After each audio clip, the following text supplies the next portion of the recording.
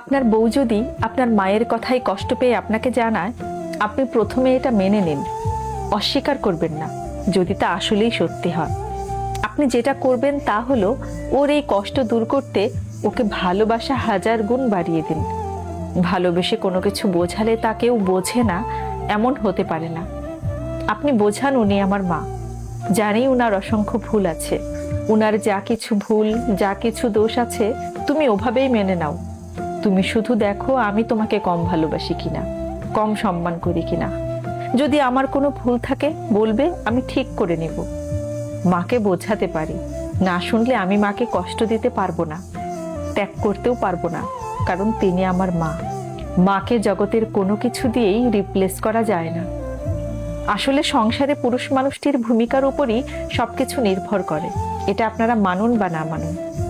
তবে ব্যতিক্রম থাকবেই, সবাই একরকম হবে না।